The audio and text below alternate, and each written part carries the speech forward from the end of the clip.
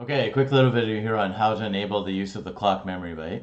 You will notice that as I did the course that certain topics are brought back again later on. So we would have already looked at this when we were looking at some of the previous programs where we had a flashing light, but it just didn't make sense for me to put in how to enable the use of the clock memory byte within that timer or counter portion. I wanted to keep timers on their own and counters on their own and leave the instructions on how to create the clock memory byte in a separate section. So that's why you're seeing this in a different section here.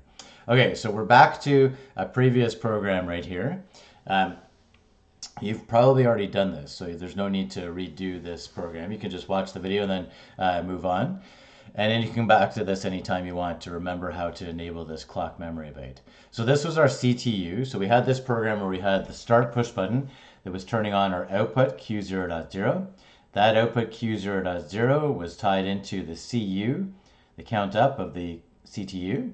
So every time this had a positive signal edge, then this counter would increment by 1.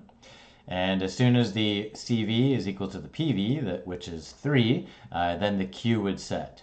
In this case, we put the Q up here, the QU, so that when this went high to a 1, this is no longer true, and that blocked us from sending any more signals to the output here.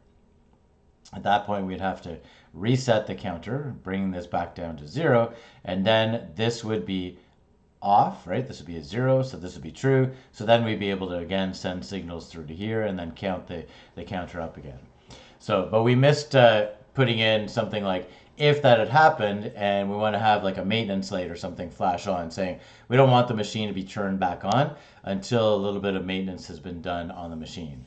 So I've got this additional line down here. So I'm saying when this QU sets, goes from a 0 to a 1, and that would be when the CV equals the PV, then I want to turn on the maintenance light. But I want the maintenance light to flash at a frequency of 1 hertz. We've gone through this before, so this shouldn't be new to you. So in order to set this up, we're just going to go through the steps here that are in the textbook. So first thing we need to do is you need to go to device configuration. So we're double clicking on device configuration. Okay, then the next thing we're doing is we're right clicking on the PLC anywhere on the outside here. Remember that this box right here is most likely an analog input. So this part corresponds to our PLC. We're going down to properties, and then you may have been, like when you open up, you're probably on Ethernet addresses. So it opens up to wherever you were on the last time you opened up the properties. So we're scrolling down here to system and clock memory. Okay, once that's open, then we're going to enable the use of the clock memory byte. And right now, the clock memory byte is being used from M0 to M0.7. Okay, so the first byte is being used, right? So M0.0, M0.1, M0.2, M0.3, right? So those are all used. So the issue is that I've mentioned here is that in our program, if I go back to the main OB, then there's going to be an issue between this guy and this guy right here. My counter CV value takes up the entire first word, so %MW0, right? So the entire word is being taken up by the counter CV value. So it'd be interesting to look at this program. I'm going to keep this the same right now to show that conflict. I'm interested to see whether this takes precedent or whether this does. I believe this will because it's later on in the program. So we're going to download it to our PLC. As usual, I'm going to make use of PLC Sim. That way we can actually see the bits changing on the clock memory byte. But if you're not making use of PLC Sim, just download it to your physical PLC, and then you'll see how this guy works. Let's see how this conflict arises between these two guys. So give me 2 seconds. Let me set up PLC Sim, and then we shall download it to it. So the one thing you want to keep track of when you're doing this is that when you made that change to the clock memory byte, like when you enabled it, then you were doing a hardware change. So in order to have the values come in, whether on your physical PLC or on your PLC Sim, then you've got to go over here to the PLC and you've got to download your hardware configuration, right? So we'll download both the hardware and the software only changes. That way the clock memory byte will change and your software will be uploaded to the PLC as well. Okay, so right now I have my PLC up and running. I'm online. I got my PLC sim table here, And you can see here where that conflict has arisen. I've got the clock memory byte being M0.0, M0.1, 02, right? But right now, there's an overlap between this word and this word right here. So I actually thought that the clock memory byte would take precedence because it was lower in the program.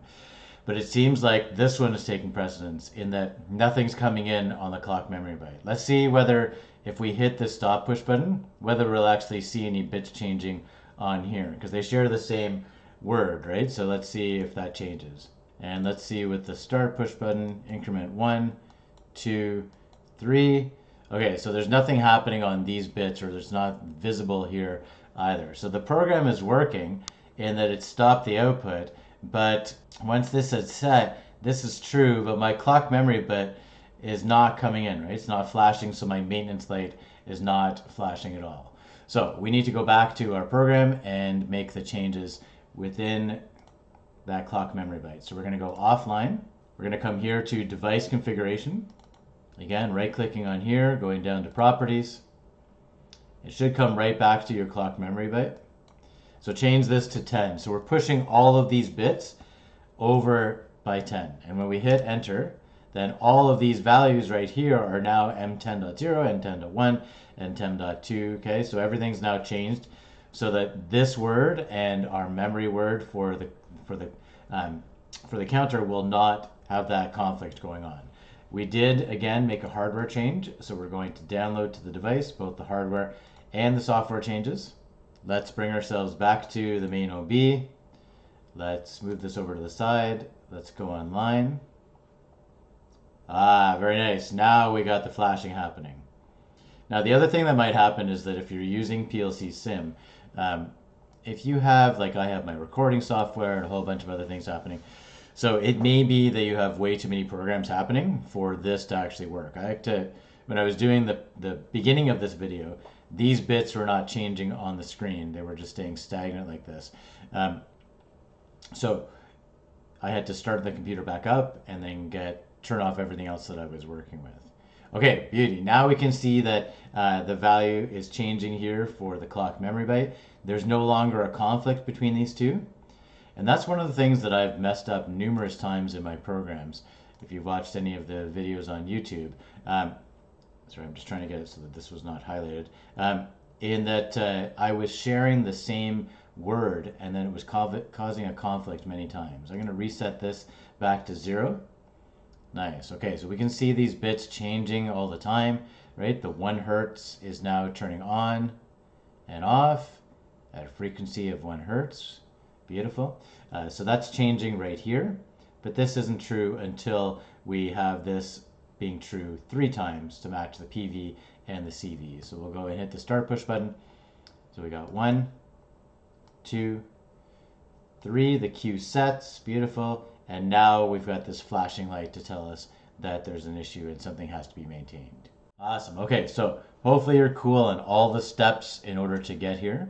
Remember that it is within the device configuration, right? You're right-clicking on the PLC, you're going down to properties, then you're choosing to enable the clock memory byte, and then you're making sure that that word is not corresponding or not overlapping with anything else in your program. All right, guys, hopefully everything makes sense. We've done this one before, so I just wanted to make a video so you could go back to this and hopefully have a clear and concise instructions on how to enable this memory byte to get a flashing bit to happen for you. All right, let's move on to the next one.